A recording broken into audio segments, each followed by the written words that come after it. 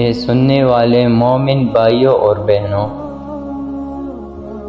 آج ہم ایک ایسی بابرکت داستان کا آغاز کرنے جا رہے ہیں جسے خود قرآن مجید نے بیان فرمایا۔ یہ وہ قصہ ہے جو ایمان والوں کے دل کو سکون دیتا ہے، توحید پر ثابت قدمی سکھاتا ہے اور اللہ کی قدرت پر یقین کو تازہ کرتا ہے۔ یہ ہے اصحاب کہف کا قصہ۔ وہ چند جوانان جو ایک ظالم دور میں اللہ کی وحدانیت کے علمدار بنے۔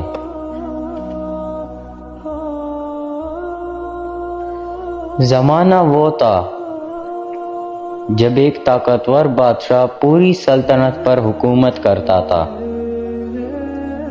اس بادشاہ کا نام مختلف روایات میں آیا ہے، مگر اصل حقیقت یہ ہے کہ وہ کفر، شرک اور بت پرستی کو زبردستی نافذ کرتا تھا۔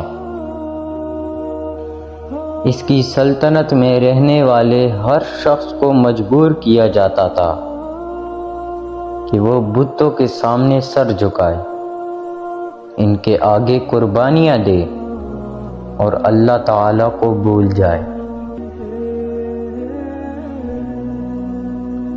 اس دور میں اگر کوئی نوجوان یا بوڑھا لا الہ الا اللہ محمد الرسول اللہ کہہ دیتا تو اسے قید کر دیا جاتا تھا، سزا دی جاتی یا قتل کر دیا جاتا۔ لوگ ڈر کے مارے خاموش تھے، دل توحید کو پہچانتے تھے مگر زبان پر کلمہ لانے کی ہمت نہیں تھی۔ ایسے سخت دور میں اللہ تعالیٰ نے چند نوجوانوں کے دلوں میں ایمان کی روشنی ڈال دی۔ وہ نوجوان شاہی خاندان اور بڑے گھرانوں سے تعلق رکھتے تھے۔ دولت، عزت اور آرام کی زندگی ان کے پاس تھی، لیکن ان کے دل میں ایک خلش تھی۔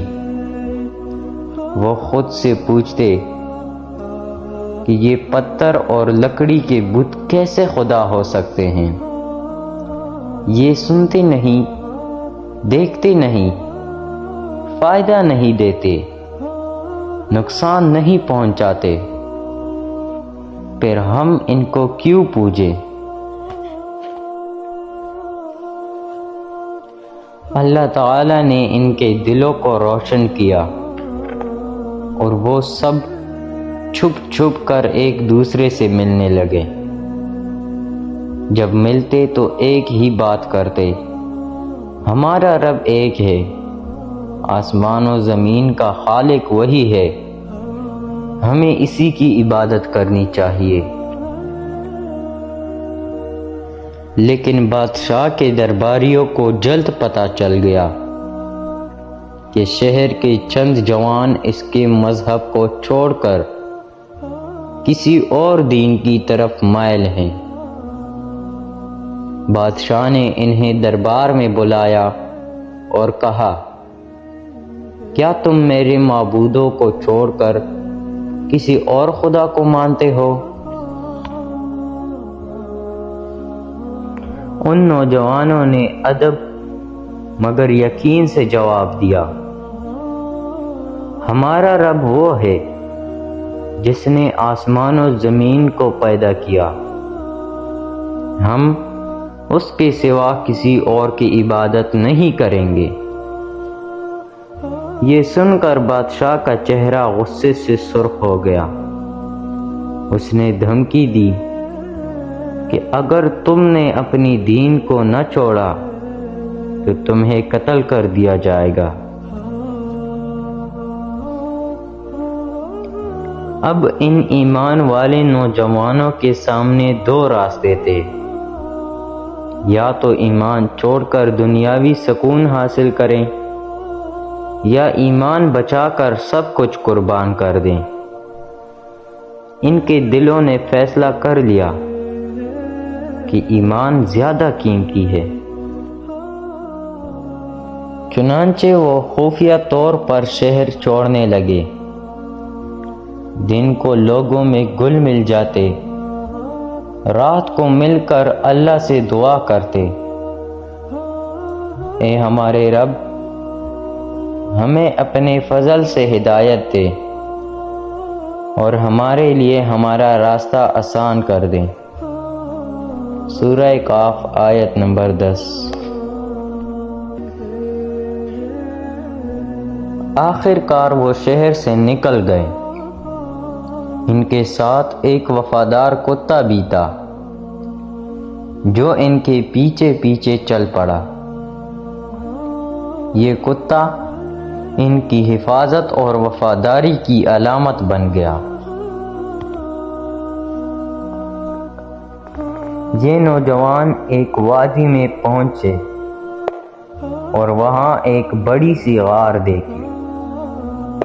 وہ جانتے تھے کہ اب دنیا کے ظلم سے بچنے کی ایک ہی جگہ ہے، یہ غار۔ وہ سب غار کے اندر چلے گئے۔ دلوں میں خوف بھی تھا، مگر ایمان کی روشنی اور اللہ پر بھروسہ ان کے لیے سکون کا باعث تھی۔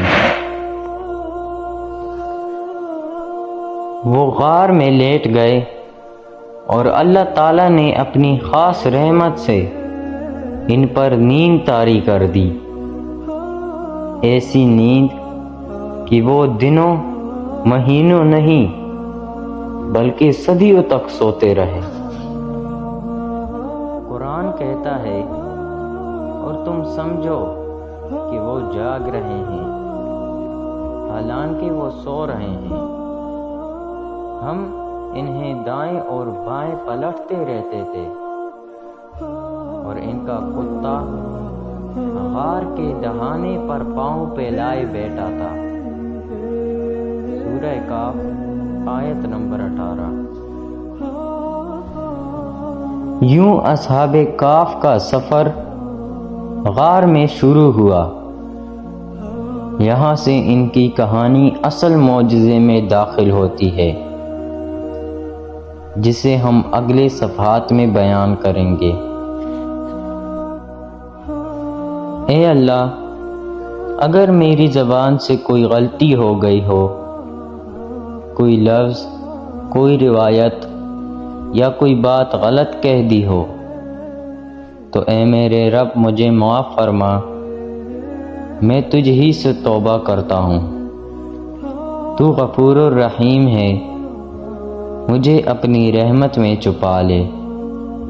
ایک سچی توبہ انسان کے تمام گناہ کو معاف کر دیتی ہے۔ اللہ تعالی ہم سب کی مغفرت کرے، آمین۔